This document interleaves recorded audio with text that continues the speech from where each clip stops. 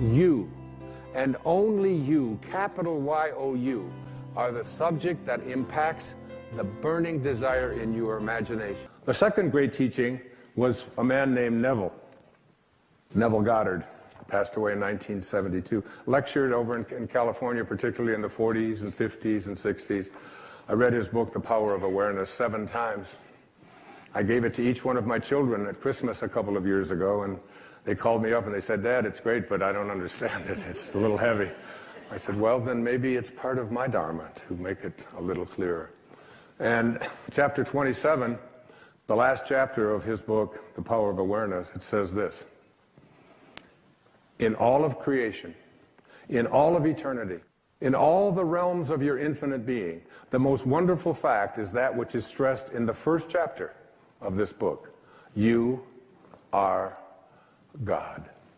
You are the I am that I am.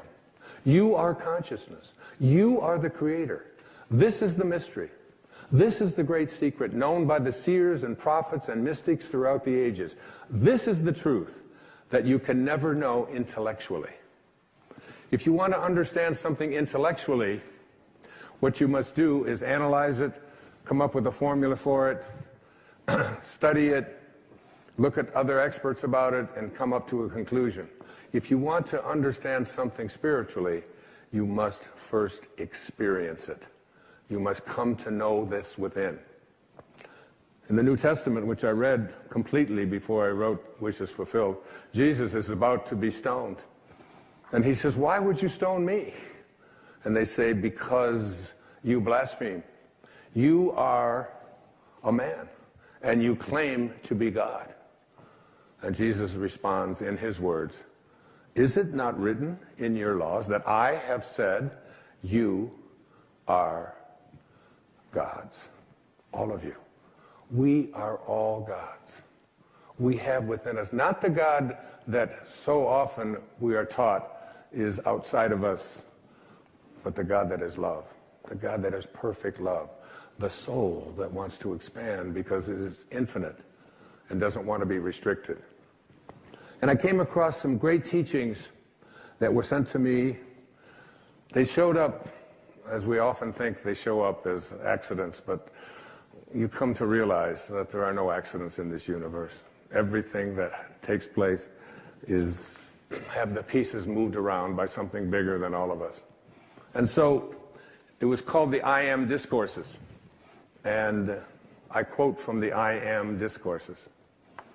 The first expression of every individual everywhere in the universe, either in spoken word, silent thought, or feeling, is I am, recognizing its own conquering divinity.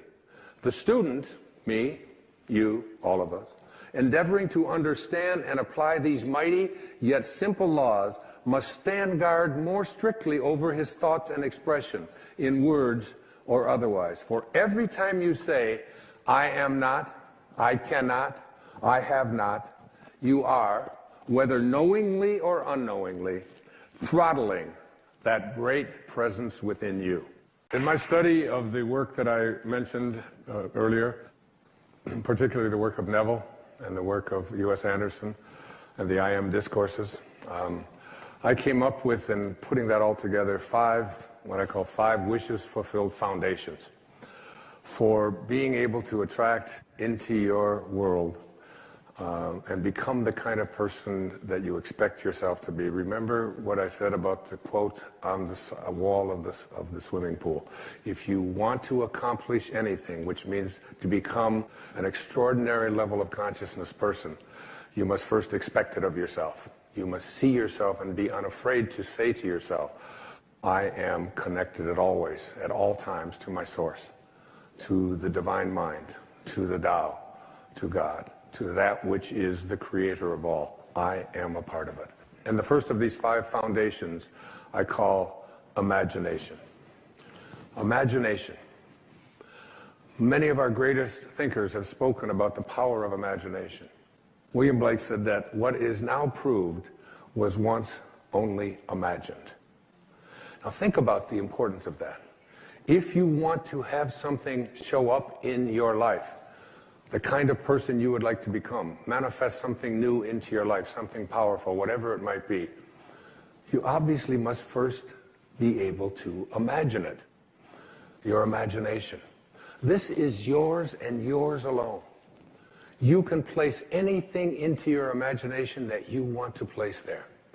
Independent of what anybody else says about it, independent of what your senses tell you, independent of all the evidence that may be to the contrary, you can place into your imagination an I am that represents what you would like to attract into your life and make it come into fruition.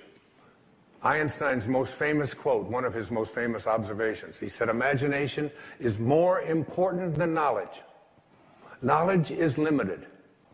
Imagination encircles the world.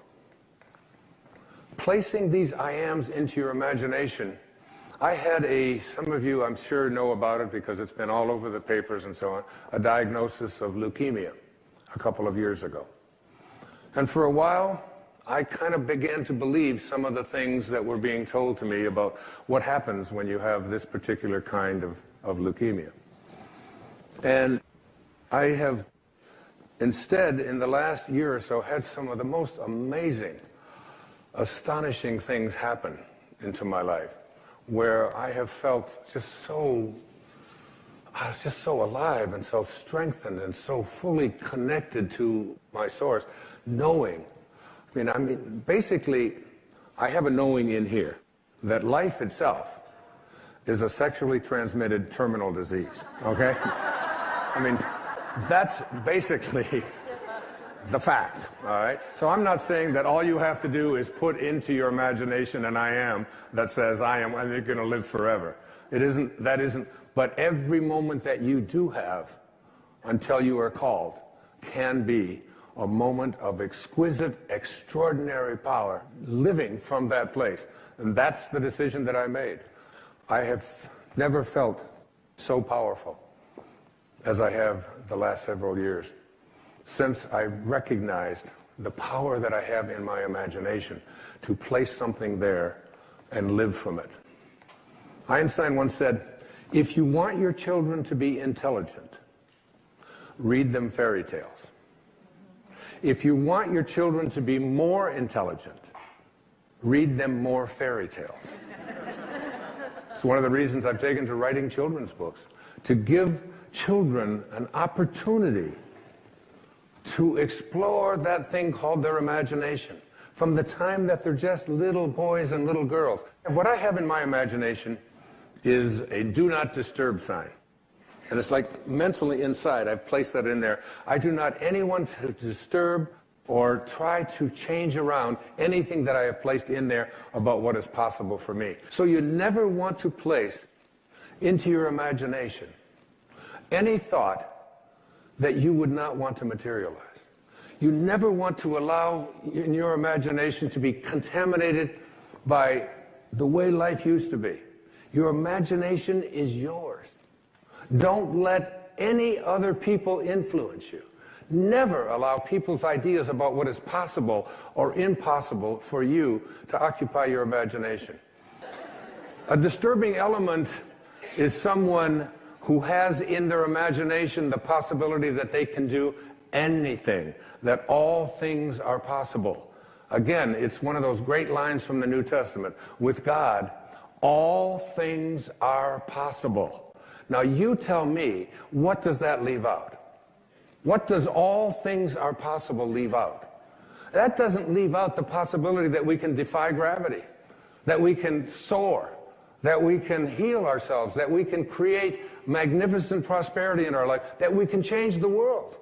I said at one of the breaks here to the audience here tonight, I really believe that if this message gets out there into the world, we can shift the consciousness of this planet. If enough of us begin to believe we're placing into our imagination a world that we want to live in that has no limitations and that is based on living from a place of love and kindness and God consciousness and spiritual awareness, divine mind at work. I believe it's possible. Thank you. But we have to do it with our imagination.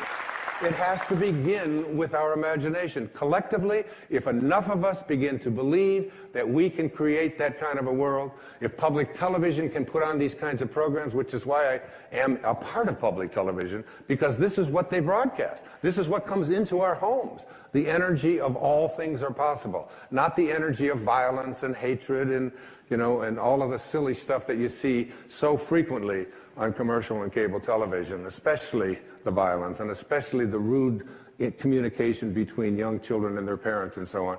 You don't see that here. It's why I'm here raising money for this station and all public television stations. Einstein, once again, this man of imagination, said logic will get you from A to B, but imagination will take you everywhere. That's the first of these wishes fulfilled foundations. The second foundation is very significant and very important. I call it living from the end. This is one of the harder ones for people to get, but I'd like you to go again to the New Testament. Look at Romans 4:17. In the presence of him whom he believed God, who gives life to the dead and calls those things which do not exist as though they did. And calls those things which do not exist as though they did. Those are very important, significant words. You have to be able to call the things which you have not seen yet materialize and manifest into your physical world. You have to be able to say to yourself, I call those things that I would like to become as if they already do. And you place into your imagination fearlessly the I-ams which you would like to create for yourself. And when it's time for me to write another book, I don't even know what it's going to be. I just know that it starts germinating inside me. And it's like a calling, it's like a passion. And I'm over there at my writing space. And before I do, I come up with the title. And before I even write one word, I did it with this book, Wishes Fulfilled. I take a jacket, this isn't even my book. And I take this jacket and I ask the art department at Hay House if they will please design a book with this title. And I put it around another book, which I have done, and I set it on my writing space next to Ralph Waldo Emerson and Jesus Christ picture and Paramahansa Yogananda and my children and the people that I love deeply and profoundly in my life. And I look at it with 3 white candles that I light every single time I sit over there. And I look at that jacket. And it's as if I call those things. The book does not exist. I call it as if it did. When my leukemia diagnosis came in, the information that was sent to me continuously was, it's incurable. This is something that you can't change. And I would say to my children who would send me this, I would say, I'd really appreciate it if you didn't send me that kind of stuff. And they'd say, what do you mean? Why, Dad? Why wouldn't you want us to send that? It says that right in there. I said, what part of I am well is it that you don't understand? Because I have placed that into my imagination. I have a wonderful quote by the man I've cited before. His name is Neville, and it goes like this. He says, disregard appearances, conditions, in fact, disregard all evidence of your senses, that is what your eyes and ears tell you, that deny the fulfillment of your desire, whatever it is you want to attract into your life. Disregard appearances, conditions, in fact, all evidence of your senses that deny the fulfillment of your desire. Rest in the assumption that you already are what you want to be. For in that determined assumption, you and your infinite being, your extraordinary self, which is what this program is about, are merged in creative unity, and with your infinite being, God, all things are possible. God never fails, and you are a piece of that which never fails. And you are going to move beyond just being a piece and just being a fragment and just being a segment, until it becomes your overwhelming knowing that you have within you this divine capacity. You don't need evidence of your senses. I wrote a book a few years back. The title of it, I had to get my publisher because they didn't understand it. They called back, they said, I think you got this wrong. I said, no. It's called You'll See It When You Believe It. Not the other way around. People will say, well, I'll believe it when I see it. It doesn't work that way. You'll see it when inside you have a knowing. And Neville also said, therefore, to incarnate a new and a greater value of yourself, you must assume that you already are what you want to be, and then live by faith in this assumption. Now, this flies in the face of so much of what you've been told, because you have a tendency to believe that what your eyes and ears tell you is reality. But this is what we know by our senses. Just this little tiny fragment. I can't even get, it's like a millionth of a millimeter. And all that is unknown is in the invisible, in the imagination. And most of our attention is focused on, this is my beliefs and my disbeliefs about what is possible and what isn't possible are here. And it's an endless universe. So placing I ams into your imagination is one thing. It's an intellectual act. Living from the end means that you call the things which do not exist as if they did. You begin to say to yourself, you don't have to say it to anyone else, you don't have to write it down, you don't have to get anybody else's approval, you don't have to look on the internet, you don't have to do anything like that. The third Wishes Fulfilled Foundation is called Assume the Feeling of the Wish Fulfilled. Assume the feeling of the wish fulfilled. So here's where we are. We have used our imagination. We have placed something into our imagination as an I am, which is the name of God. I am strong. I am healthy. I am kind. I am prosperous. I am getting the job that I am applying for. I am whatever it might be. I am. And then you have practiced calling it as if that which does not exist as though it did. And then you move now from the world of the intellect, because understanding something intellectually is very different than understanding something spiritually. To understand something spiritually, you must experience it. And in order to experience it, you have to experience it in your imagination as an I am, but you must be able to feel it. Our feelings are the things that take place in our body.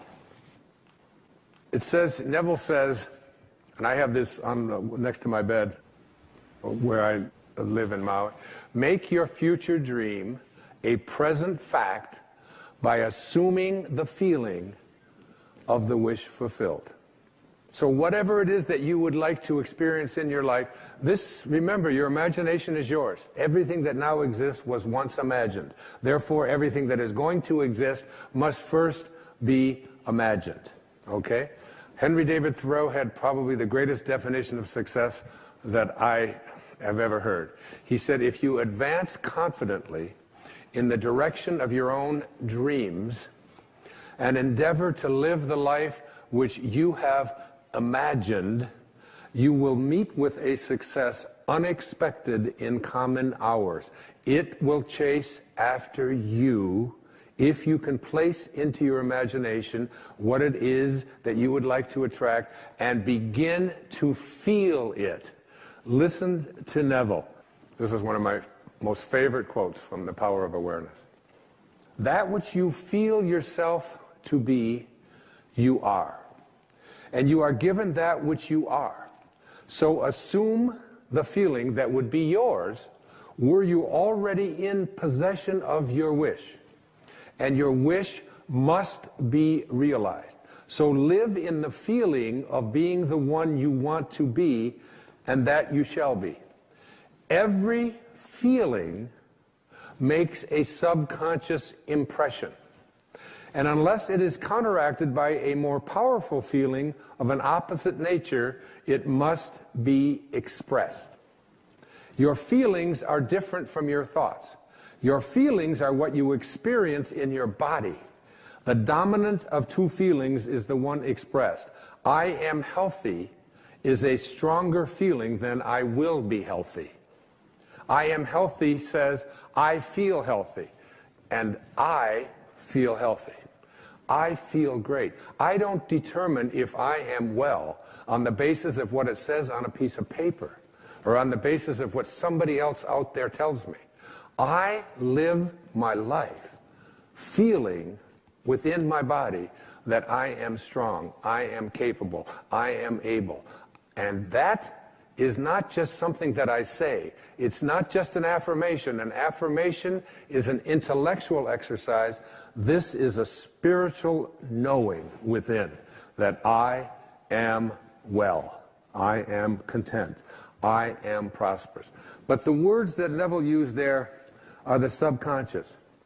Every feeling that you have makes a subconscious impression upon your body and upon your awareness.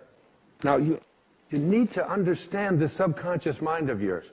Your subconscious mind rules your life. 96 to 97% of everything that you do is done as a result of your subconscious mind.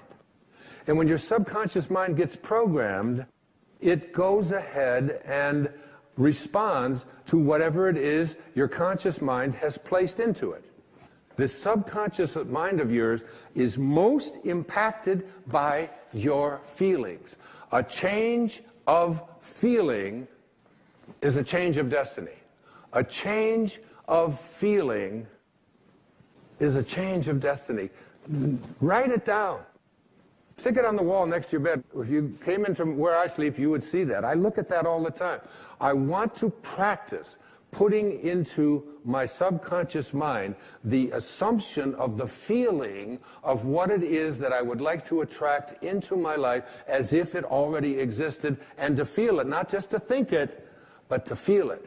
Neville's law of assumption says this: if this assumption about what you would like to become is persisted in until it becomes your dominant feeling, the attainment of your ideal is absolutely inevitable. You must first assume the feeling of a wish fulfilled in all aspects of your life. So you have to say to yourself, what does it feel like to be prosperous? What does it feel like to be content? What does it feel like to be well? You have to start retraining your subconscious mind. And your subconscious mind, it responds to what it is that you suggest to it. Now, the intriguing thing about your subconscious mind, your habitual mind, is that it can't make a distinction between what it is that you are feeling as a result of what you have placed into your imagination and assumed the feeling of it, and what you are experiencing every day in your life. If you go around feeling unhappy, depressed, miserable, sad, whatever, your subconscious mind says, oh, so this is what it is that you would like to attract into your life. And the universal subconscious mind, to which we were all connected, that we call the creative source of the universe, the divine mind, God, the Tao, whatever you might want it to be, it will begin to offer you experiences that match up to what it is that you are feeling, so your body responds to what it is you place into your subconscious mind. You have to retrain it, because 53 years later, here I am, it's there. But that's innocuous. That's not going to hurt anything. But if I've programmed into my subconscious mind feelings of poor me, I can't do anything about my life, other people are responsible for the reason why I can't get myself happy and healthy and so on. If I live with that kind of consciousness within you, you're going around feeling it all the time. Your feelings create the destiny that you want. If this assumption is persisted in until it becomes your dominant feeling, the attainment of your ideal is absolutely inevitable. And what's the paramount feeling that you want to have? The feeling of, exactly, the feeling of love. Love is the feeling you must assume. The fourth Wishes-Fulfilled foundation I call attention. This is really crucial. Your imagination is able to do all that you ask in proportion to the degree of your attention. So, what kind of attention do you place on your desires? There are two kinds of attention, according to Neville. Subjective attention and objective attention. Subjective attention is different from objective attention. You want to use subjective attention, not objective attention. Neville says there's an enormous difference between attention directed objectively and attention directed subjectively. And the capacity to change your future depends on the latter.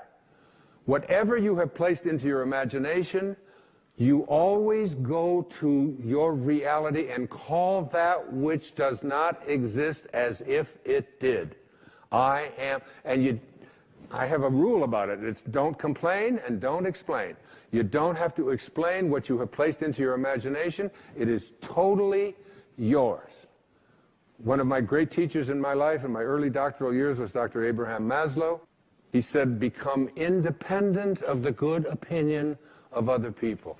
Trust yourself. Subjective attentions. You, and only you, capital Y-O-U, are the subject that impacts the burning desire in your imagination. You are living and feeling as if your future dreams are a present fact. Objective attention, you become the objectified result of other people telling you what you can't do, what's impossible, and so on. Subjective attention, mine is mine. I have an image that I use, I call it the super glue method. And when I have an intention about what it is, including doing this program, when I have an intention about making this program a reality, and it involves a lot of money and a lot of expense, a lot of people, a lot of things have to come together. It involves going over into my writing space every single day, never giving up on it. Even if I don't feel like writing, 4 or 5 hours every single day, because I superglue my intention into my imagination. And I don't allow anybody else's opinions to do anything to distract from that. I don't care if they tell me I can't do it, or if it's impossible, or it'll cost too much, or we can't do it. My intentions are superglued there. And I have that do not disturb sign placed on my imagination, and it is mine. Use this. Don't allow anybody else's opinions. Don't allow what it says on the internet. Don't allow the research. Don't allow what anybody out there tells you is possible or not possible for you. Thank you. Thank you. I just want to re-emphasize that this really works.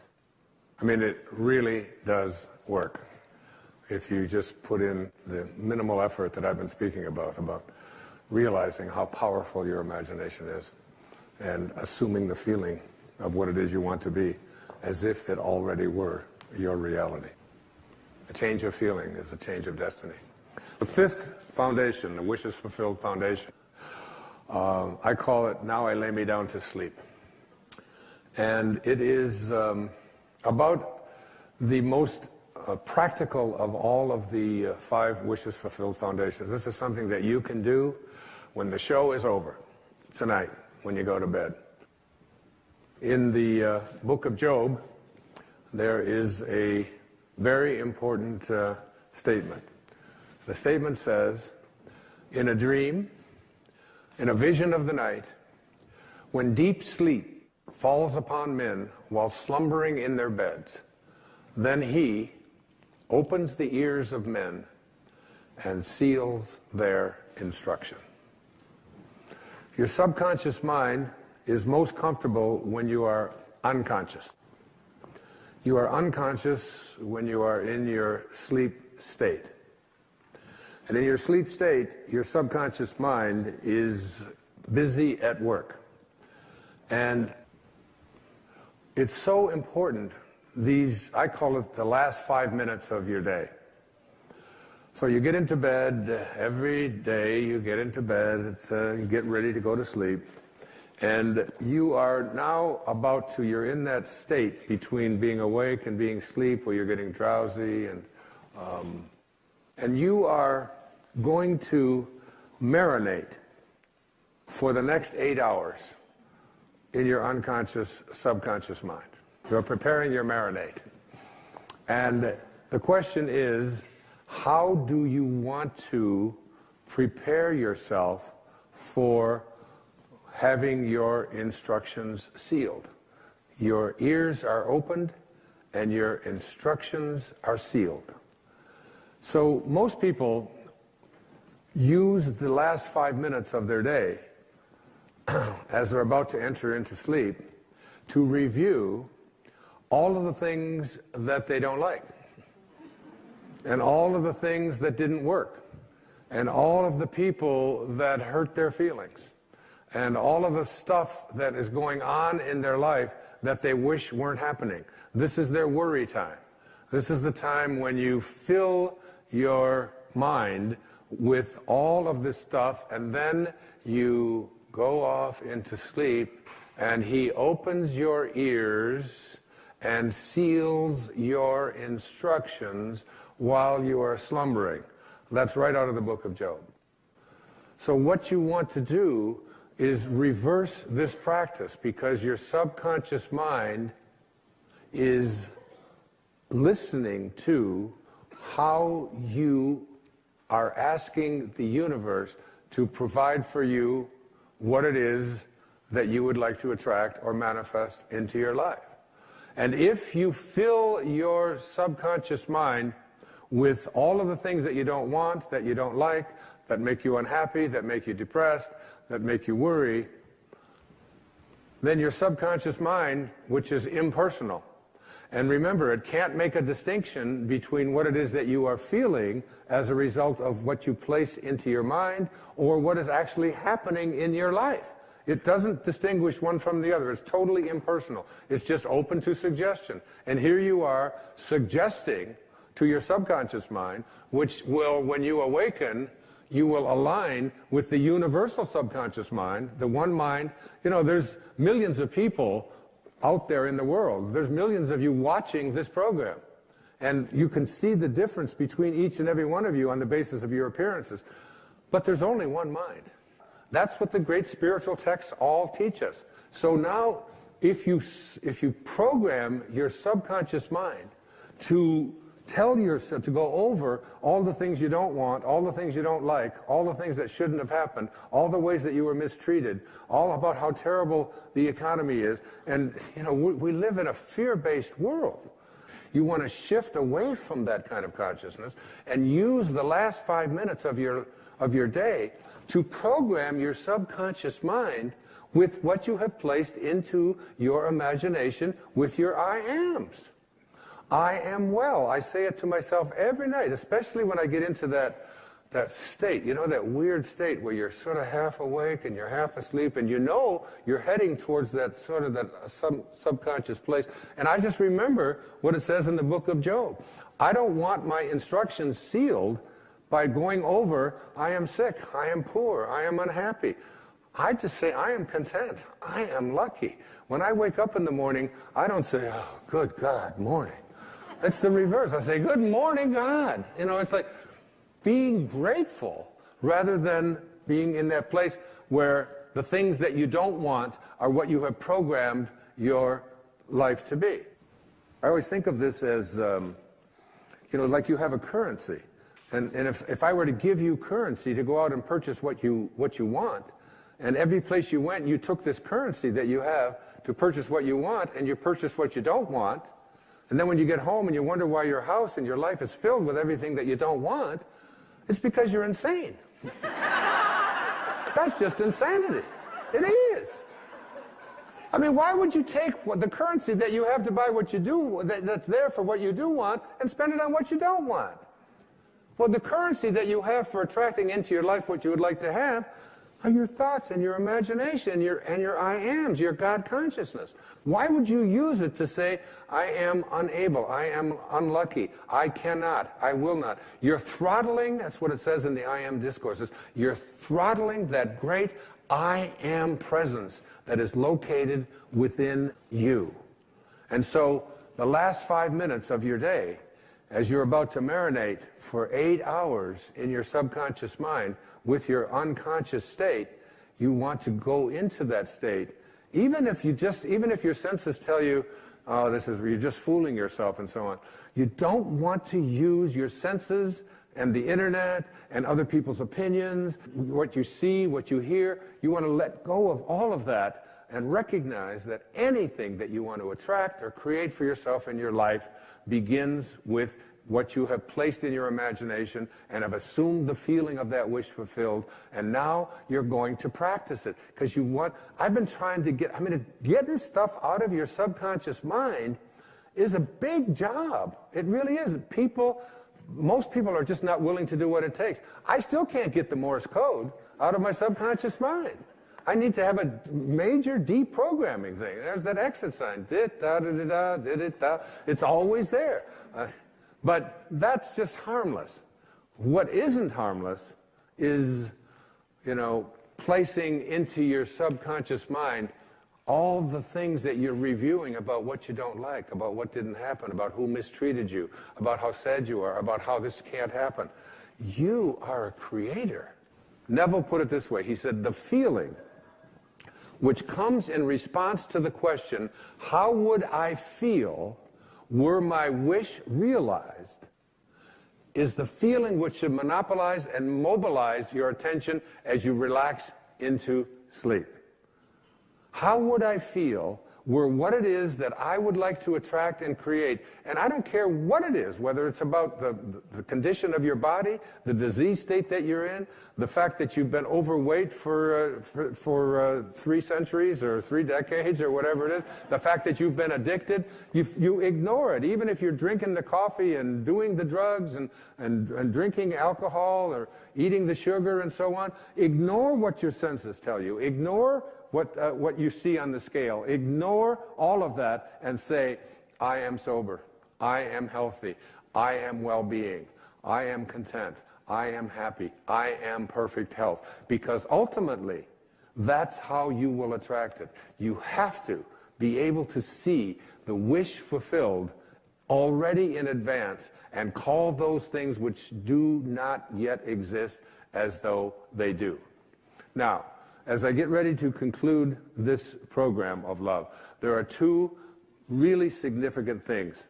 You've gone to sleep, you've programmed your subconscious mind, and I want every one of you watching this show, I want you, when you get into bed tonight, just try it tonight.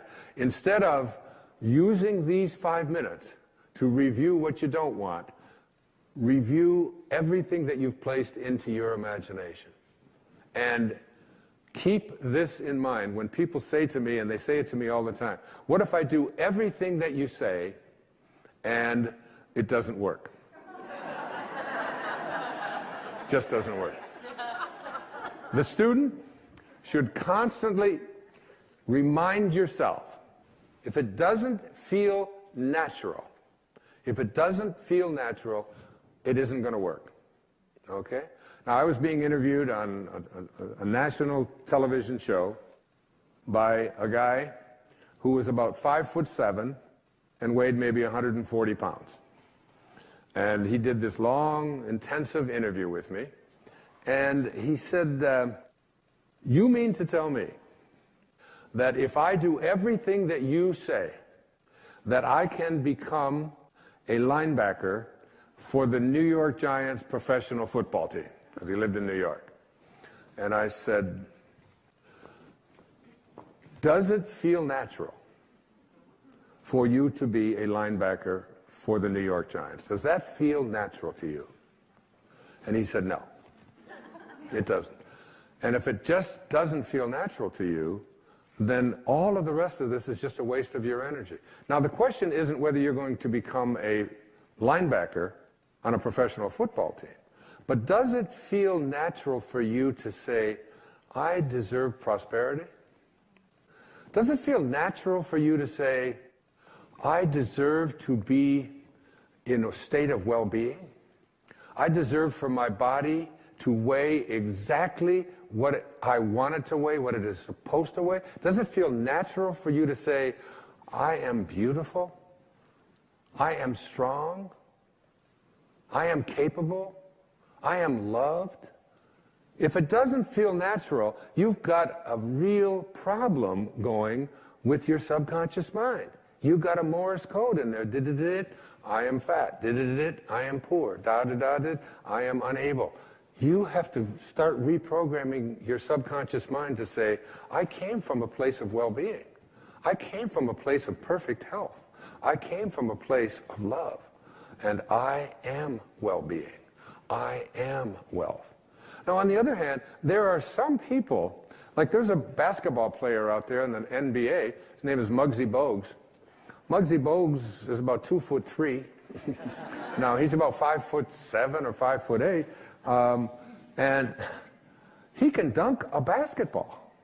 He's 5'7", and he can dunk a basketball. I'm 6'2". I can hardly see the rim. But somehow, for this man who was 5'7", it felt natural for him to be able to elevate his body and grab onto a rim that's 10 feet off of the ground. And it feels natural for him, and he's able to do it. And there are so many examples of people who have accomplished things that they have never had a belief system that it was impossible for them. So for every single one of us, the intention needs to be, it feels natural to me. Even if I don't know how to do it, even if I have no experience with it, even if it's something that everybody else has told me I can't do, you need to be able to say to yourself, yes, I feel natural being happy, being loved, being prosperous, being all the things that I placed into my imagination. The second thing that I'd like to say in conclusion is that I was trying to manifest something into my life. And I did everything, but it still wasn't working. And then I reread the I Am discourses. And one of the things that it says in the I Am discourses that is very, very powerful is that as long as you are having any thoughts of condemnation, criticism, or judgment towards any of God's children, you are throttling the great I Am presence within you that is God. And I realized that my attempt to manifest what I wanted for myself into my life involved some judgment, some criticism, and even some condemnation toward someone who had done things that I felt that that person shouldn't have done. And when I let go of the judgment, and I let go of the condemnation, and I let go of the criticism, almost instantly what it was that I was looking to manifest showed up in my life. You can't have any thoughts towards any of God's children that involve criticism, judgment, or condemnation. We are all just doing what we know how to do. And we can't ask any more of anyone. If you would like to accomplish something, you must first expect it from yourself. Every one of you. You are a spark that can grow until you recognize that you truly are divine beings. Because in every moment of your life, and every moment of your lives, you have this choice. You can either be a host to God